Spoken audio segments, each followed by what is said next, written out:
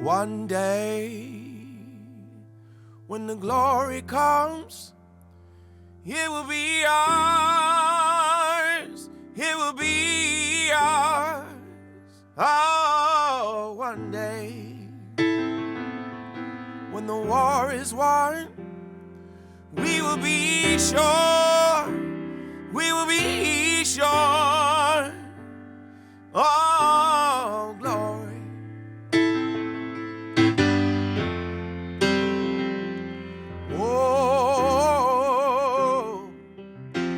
The interesting thing about writing Glory, one, I love writing for movies because I love an assignment where there's a little bit more clarity about what we want, because writing a song otherwise can be quite open-ended, and the open-endedness is actually harder than having a specific intent, knowing exactly where it's going to fall in the movie, knowing what the movie's about, knowing what the motivations of the characters are in the movie.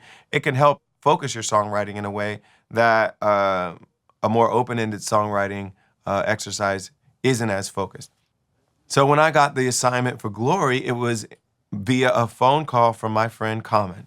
So Common calls me up. He's an actor in the film Selma. He's in communication with the director of the film, Ava DuVernay, and she's saying, I need a closing song. I need something special that's going to sum this film up and, be our closing song for the film. And of course, the film was about Dr. King. I knew that, but they sent me a rough cut of the film. I got to watch it and really understand the tone of it and the direction of it. And then Common and I got on the phone and we talked a little bit. He said, I was thinking of a few different ideas for the song, and he said a few different words. And one of the words he said was glory. So his saying that word made me think, oh, I want to write a song called Glory. And so again, this is helping me focus my creativity because I have a kind of a anchor word that I'm going to base the song on. Oh, glory. It was about the idea that we haven't won this battle yet for equality, for justice, but we're going to win it. And we're going to celebrate. Oh, glory. Again, this is another song that kind of harkens back to my background as a gospel singer and a gospel songwriter. And I'm incorporating some of the language of music from the church and writing this song about the civil rights movement. Oh, glory. One day when the glory comes, it will be ours. We're going to celebrate together when we achieve what we're trying to achieve. Now, part of me knows that we may never actually achieve this utopian ideal of equality and justice for everybody. But the song is a song about hope, a song about believing that it's possible and aiming toward that, hope being a strategy for activism, saying, we don't know if we'll ever get there, but we're going to keep fighting until we do. And so that's what the song is about. Oh, one day, when the war is won, we will be sure, we will be sure. Oh, glory. So when I did the original version of the song, it was just me singing that chorus, leaving space for Common, me singing another chorus, leaving space for Common, and then me singing a bridge. Now the war is not over, victory isn't won, but we'll fight on to the finish, and then when it's all done, we'll cry glory, oh glory. So I wrote that chorus, I wrote the bridge. And a lot of times when you're collaborating with a hip-hop artist, that's all your job is to do, and then you let the rapper come up with their verse. And so I send the instrumental and my vocals to Common, and then in the space where I'm not singing, he writes his verses, and we have a song. Now, sometimes as a singer-songwriter, I'll maybe suggest some ideas for the rappers, but most times the MC will have their own point of view and things they want to say. I believe Common actually wrote a little bit of the verse with Rhymefest as well. They worked together on writing the rhymes, but I was inspired by Common because the first thing that triggered me writing the chorus was Common saying that word glory. And then he was inspired by me because he was writing based on what he heard me sing. And so I didn't have to interact with him as he was writing the verse, but we were influencing each other when we were writing our parts to the song. He sent it back to me, and I was listening to it, and I was like, man, this is amazing what he did. And I just was like, this is out of this world. Like when I said I get that out-of-body experience, it was that. I just had this image of Dr. King reaching for the sky. So I started the song off, hands to the heavens, no man, no weapon, formed against, yes, glory is destined. Felt like I was writing for the people of the civil rights movement and writing for the moment of what was happening. Once we wrote the song, I called Ava and said, yo, I got something for you. And I played a little bit over the phone. She was editing the movie, literally. I sent the music over to her.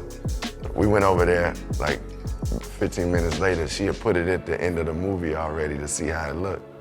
And I could tell how happy Ava was, and we all just felt the energy of it. I approached my lyric for Glory, the part that I sing, trying to make it timeless, trying to evoke some of the spiritual songs that helped fuel the civil rights movement back in the 50s and 60s, trying to make it inspirational. And I didn't reference any time period in my lyrics, but Common, I think when you rap, you can be a little more specific and detailed in what you're saying, because my part of the song is the chorus. It's more sweeping and more open-ended. And then the rap verses can get into more detail and tell the story with a little more precision. So one style is more hymnal, spiritual, gospel, intentionally more timeless. And then Common style was intentionally more timely. It was more in response to specific stories, specifically Dr. King, specifically Michael Brown, specifically Ferguson, specifically Selma. And rappers, because there's just more content, there's more syllables per measure, they can just get more information out to people, and it should be more specific. Oh, glory.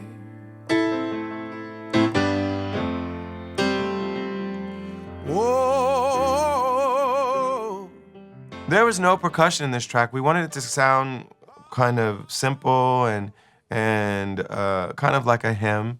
And we felt like having no drums was the best way to realize what we were trying to achieve with this song. But we did record it to a click, which is a recording trick that helps you kind of keep the time. And especially when you're working with an MC, timing and the click is very important for them to make sure their flow is right and that they're riding the beat in the right way. So he was able to rap to a click. I played the piano to a click. A click is a metronome, essentially, that's keeping the time. And that was the recording technique that we used to make sure that the recording came out right. When you are given the responsibility of closing a film about Dr. King, we haven't made a lot of films about Dr. King, and so one, it's a huge responsibility for Ava DuVernay to take on as a director, and for everybody involved, you want to do this right, and you want to honor the legacy of someone who's meant so much to so many people. So I wanted it to be up to that moment. I wanted it to meet the moment that it was being asked to me, to be able to close this film in a way that did honor to the subject of the film. And I wanted it to inspire people and move people. And wow, it succeeded beyond my wildest dreams. Not only did it help close the film, but we won the Oscar for Glory for Best Song Written for a Film. Recently, John and I got to go to Selma and perform Glory on the same bridge that Dr. King and the people of the civil rights movement marched on 50 years ago. This bridge was once a landmark of a divided nation, but now is a symbol for change. Thank you. When I performed that song with Common, and I looked out in the audience, even at the Oscars with all these, famous actors and and people who have seen everything, they were just weeping out in the audience, like serious tears out there.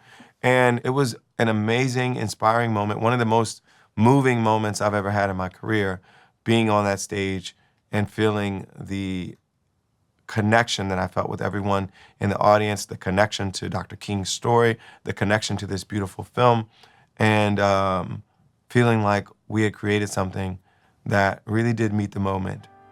Oh, glory. When you think about point of view, my point of view writing that song was as someone who'd studied the movement, who was inspired by the movement. My point of view was also informed by watching the film, so I got to sit there and watch it. And then it was informed by my upbringing as a gospel musician. I understood the structures and patterns and tropes of hymns and spirituals, especially the ones that were used as fuel for the civil rights movement. And so my point of view writing that song was informed by all that upbringing, all that information, all that study that I had done over the years. Now, everybody's songwriting is informed by their point of view. And your point of view is all those things, all those inspirations, all those things you've read. Maybe you've read great novelists and poets that their language has spoken to you in a certain way, and you're able to incorporate that into the way you write songs. Maybe you've been raised on certain songwriters. Maybe it's Bob Dylan, maybe it's Stevie Wonder, maybe it's Lennon and McCartney. So you're listening to them, and your point of view is informed by them because you start to think, well, this is how songs are supposed to sound, and I understand the vocabulary and the vernacular of this type of songwriting, and it informs who I am as a songwriter. So that's how you form a point of view. All that information, all that listening, all that analysis, and then you can take that and create your own music with it.